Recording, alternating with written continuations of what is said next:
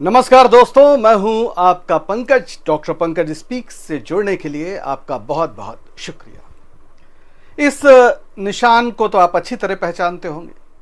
ये देश का प्रतीक चिन्ह है। हर सरकारी दस्तावेज में आप अशोक की लाट से निकले हुए इन शेरों को जरूर देखते होंगे, पर क्या आप इसके नीचे लिखे एक वाक्य को भी देखते हैं, या शब्द को? दो शब्द, सत्यमेव जयते। मुंडकोपनिषद से आया हुआ ये जो दो शब्दों का युग्म है, एक मंत्र से लिया गया है, उसका अर्थ होता है कि सत्य की ही विजय होगी, और यही भारत का ध्येय वाक्य है। यानी जब इस चिन्ह को भारत के प्रतीक चिन्ह के रूप में स्वीकार किया गया तो ये शपथ ली गई कि भारत हमेशा सत्य के पथ पर चलेगा।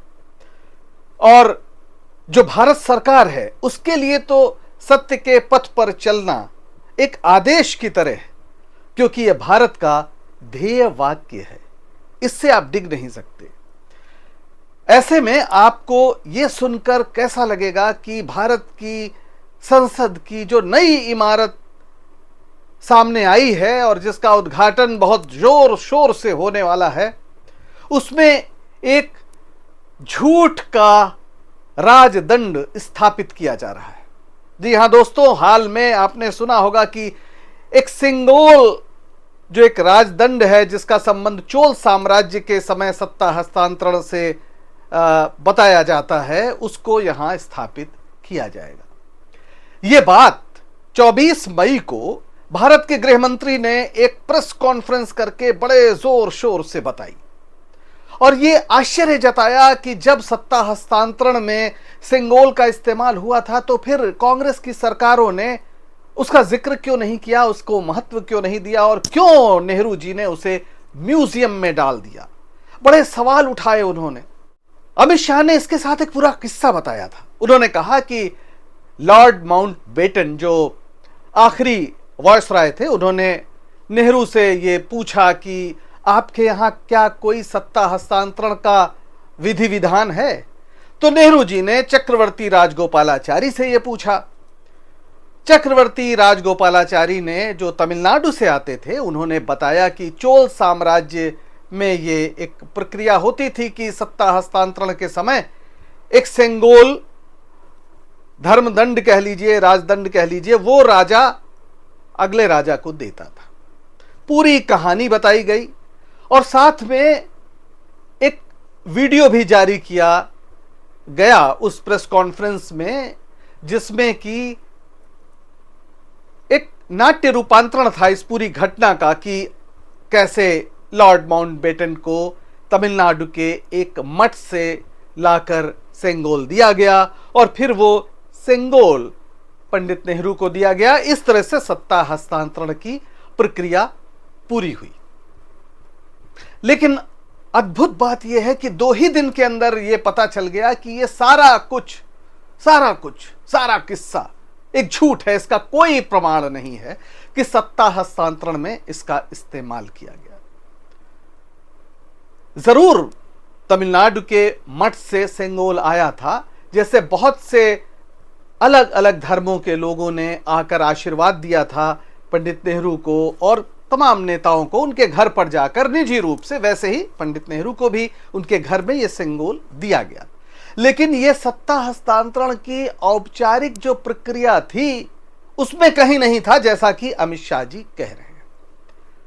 अब अखबार भी तमिलनाडु से जो निकलता है, द हिंदू, उसने तो सवाल उठाए ही थे। उस समय की तस्वीरें भी छापी हैं और कहा ऐसा कोई प्रमाण नहीं है, और जो प्रमाण सरकार दे रही है वो बमुश्किल 2-3 साल पुराने हैं, जिसमें ब्लॉग लिखे गए हैं, कुछ लेख हैं। और हद तो बात यह है कि जो किट पत्रकारों को दी गई थी उसमें एक व्हाट्सएप हिस्ट्री का भी एक लेख था, जिसमें मजाक उड़ाया गया था कि इस तरह की कहानियां सच्ची बताई जा रही हैं। उसको भी सरकार ने पत्रकारों को उस किट में लगाकर दे दिया है। यानी व्हाट्सएप हिस्ट्री के सहारे एक नई हिस्ट्री की गढ़ंत की जा रही है, जिसको अंग्रेजी में कहते हैं कि नैरेटिव गढ़ने की कोशिश की जा रही है। ये क्यों कर रहे हैं, इस पर हम बाद में बात करेंगे। पहले जान लें कि दरअसल भारत में सत्ता हस्तांतरण हुआ कैसे था। जुलाई में जो ब्रिटिश पार्लियामेंट का हाउस ऑफ कॉमन्स था, वहां पर इंडिया इंडिपेंडेंट एक्ट पारित हुआ। और उसके बाद भारत में जो संविधान सभा बैठी थी उसने 12 अगस्त 1947 को पंडित नेहरू ने एक रेजोल्यूशन पेश किया था, जिसमें बताया था कि कैसे कैसे आगे की प्रक्रियाएं होनी है, जिसमें यह था कि जो सदस्य थे वो जनता की सार्वभौमिकता की शपथ लेंगे, यानी जो नया भारत, जो आधुनिक भारत बन रहा है, उसमें जनता ही सर्वोच्च होगी। इसका उस समय जो प्रिंसली स्टेट्स यानी जो रियासतों के प्रतिनिधि थे उन्होंने विरोध भी किया था। उन्हें बड़ी तकलीफ थी कि राजा का भी वोट एक, जनता का भी वोट एक, ऐसा कैसे हो सकता है। लेकिन नेहरू जी ने बड़ी कड़ाई से कहा कि हम राजतंत्रों के पूरी जो उनकी परंपरा थी उससे अलग लोकतंत्र को स्थापित कर रहे हैं, जहां जनता ही सर्वोच्च होगी। और बहुत कड़ाई से उन्होंने ये बात कही थी। और फिर आपको याद होगा, आपने सुना होगा कि वो जो भाषण है नेहरू जी का, ट्रस्ट विद डेस्टिनी, यानी नियति से साक्षात्कार, वो दिया था उन्होंने। जनता को सार्वभौमिक मानकर विश्व शांति के लिए काम करने की शपथ संविधान सभा के सदस्यों ने ली थी।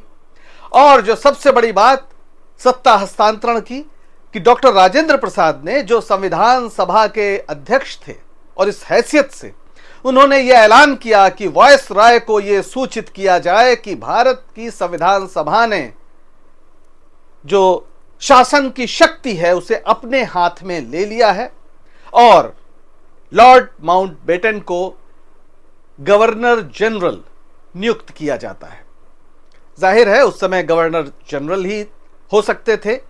राष्ट्रपति जब 1950 में संविधान लागू हो गया उसके बाद राष्ट्रपति बने राजेंद्र प्रसाद जी, और इस बीच में भारतीय गवर्नर जनरल के रूप में राजा जी जो थे चक्रवर्ती राजगोपालाचारी, माउंटबेटन के वापसी के बाद वो गवर्नर जनरल बनाए गए। इस पूरी कहानी में राजगोपालाचारी हैं, नेहरू जी हैं, माउंटबेटन है। अब राजगोपालाचारी के ही नाती और गांधी जी के पौत्र राजमोहन गांधी जी ने इस पूरी कहानी पर एक सवाल उठाया है। और राजगोपालाचारी पर उनकी बड़ी मशहूर किताब है द लाइफ, जिसे 2001 में जहां तक साहित्य अकेडमी का अवार्ड भी मिला था। उन्होंने कहा कि ऐसा कोई प्रकरण राजा जी के जीवन में कभी नहीं घटा, कभी नहीं ऐसा हुआ कि उनसे सेंगोल के बारे में कहा गया और वो नेहरू जी को उन्होंने इसकी जानकारी दी। और वैसे भी ये दो व्यक्तियों का मामला नहीं था। इस सारे मसले पर लिखा पढ़ी, पत्र व्यवहार यही हो सकते थे। और इसके अलावा अगर सेंगोल के जरिए सत्ता हस्तांतरण हुआ तो उस समय की तस्वीरें कहां हैं, वो किस दिन हुआ, सार्वजनिक आयोजन रहा होगा बहुत बड़ा, उस समय का अखबार, किसी इतिहास की किताब में कहीं इसका जिक्र नहीं है। तो राजमोहन गांधी साफ कह रहे हैं कि आप हमें वीडियो मत दिखाइए जिसमें नाट्य रूपांतरण है उस घटना का, आप दस्तावेज दीजिए। आप बताइए कि किस दिन, कितने बजे, कहां यह कार्यक्रम हुआ, और उसकी अखबारों में कतरन भी होगी, उसको छापा गया होगा, वो जानकारी दीजिए, वो डॉक्यूमेंट्स दीजिए। आप भारत की सरकार हैं, आप व्हाट्सएप यूनिवर्सिटी के वाइस चांसलर नहीं है। लेकिन सरकार इसको कह रही है कि यह भारतीय परंपरा का अपमान है। अमित शाह बजाय डॉक्यूमेंट्स सामने लाने के ये बता रहे हैं कि इस पर जो लोग सवाल उठा रहे हैं सेंगोल पर, वो दरअसल भारतीय परंपरा का अपमान है। दरअसल उनके दिमाग में लोकतंत्र है ही नहीं। जब भारत का संविधान बना तब भी आरएसएस ने विरोध किया था। जब तिरंगा लाया गया तो उसे 3 रंग का बताते हुए अशुभ करार दिया गया। जब सरदार पटेल ने बहुत तगड़ी डांट लगाई थी और कहा था कि हिंदुओं के दो जो सबसे बड़े देवता हैं वो ही 3 हैं, ब्रह्मा विष्णु महेश, और ये क्या बात कर रहे हैं, इन्हें हिंदू धर्म के बारे में कोई जानकारी नहीं है, सरदार पटेल ने कहा। और आज लोकतंत्र की स्थापना से आहत लोग बहुमत के दम पर अब लोकतंत्र पर परलोकतंत्र को हावी करना चाहते। वो चाहते हैं कि लौकिक प्रश्नों पर बात ना हो। जो मोदी जी हैं वो प्रधानमंत्री नहीं, वो राजा होंगे, और उनके हाथ में जैसे पुरोहित प्राचीन काल में राजदंड राजा को सौंपता था, वैसे ही मोदी जी के हाथ में राजदंड सौंपा जाएगा। वो इस बात को भूल गए हैं कि राजदंड यानी दंड देने का अधिकार राजा को अब नहीं है। दंड देने का अधिकार सिर्फ और सिर्फ भारत में न्यायपालिका के हाथ में है। लेकिन पूरा जो आरएसएस जिस तरह से प्रचार करता है और प्राचीन भारत के गौरव गान में जुटा रहता है, उसमें तो राजतंत्र ही संभव है। तो क्या हम यह मान लें कि आने वाले दिनों में लोकतंत्र समाप्त हो जाएगा? संभव है, इसलिए सचेत होने की जरूरत है। और यह कोई पहली बार नहीं है कि जब इस तरह के किस्से गढ़े गए। अभी हाल में कर्नाटक में चुनाव हुआ, टीपू सुल्तान जिसने अंग्रेजों से ऐसा जबरदस्त लोहा लिया कि उनकी खुद की किताबें जो इंग्लैंड में हैं वो उसकी भूरी भूरी प्रशंसा करती हैं। वो हिंदू मठों का संरक्षक भी था। उसके यहां तमाम हिंदू सिपहसालार और मंत्री थे। वो जब अंग्रेजों से लड़ रहा था तो मराठे और निजाम भी अंग्रेजों के साथ थे। इस बात का ध्यान रखिए, धर्म की कहीं कोई लड़ाई नहीं थी, राज्यों की लड़ाई थी। और टीपू सुल्तान ने युद्ध में वीर गति प्राप्त की। लेकिन कर्नाटक में मुस्लिम विरोधी अभियान चलाने के लिए और वोकालिगा समुदाय का समर्थन हासिल करने के लिए भारतीय जनता पार्टी से जुड़े लोगों ने एक नाटक लिख दिया, जिसमें यह बताया कि दरअसल टीपू सुल्तान की हत्या 2 वोकालिगा सरदारों ने की थी। और उस नाटक को जगह जगह खेला गया, जिससे आज बहुत लोग ये मानते हैं कि टीपू सुल्तान दरअसल अंग्रेजों से लड़ते हुए नहीं मारा गया, वोकालिगा सरदारों से लड़ते हुए मारा गया। तो ये झूठे किस्से कहानी गढ़ने की फैक्ट्री है आरएसएस, और बीजेपी इसे अपनी राजनीतिक पूंजी विकसित करने में इस्तेमाल करती है। यही चीज हमें अभी सेंगोल के भी मसले में दिखाई पड़ रहा है, जैसा कि टीपू के सिलसिले में हुआ। और भी बहुत से किस्से, कभी मोदी जी कह देते हैं कि भगत सिंह से मिलने कोई नहीं गया, जबकि नेहरू जी गए थे। कभी कह देते हैं कि सरदार पटेल की शव यात्रा में शामिल नहीं हुए, जबकि नेहरू जी शामिल हुए थे। हर झूठ इनका खुल जाता है। लेकिन इन्होंने व्हाट्सएप यूनिवर्सिटी के जरिए, व्हाट्सएप से दुष्प्रचार के जरिए एक ऐसा बड़ा भक्त समुदाय पैदा कर दिया है जिसके दिमाग में ताले लगे। वो हर चीज जो व्हाट्सएप पे आती है उसको सच मान लेता है। ना उनका किताबों से कोई लेना देना है, ना उनका सत्य से कोई लेना देना है। उनके लिए सिर्फ वही सत्य है जो मोदी जी उन्हें बता देते हैं, या भारतीय जनता पार्टी जो उनके व्हाट्सएप पे पहुंचा देती है। ऐसे में आप समझ सकते हैं कि भारत के विकास के रास्ते पर यह कितनी बड़ी बाधा है।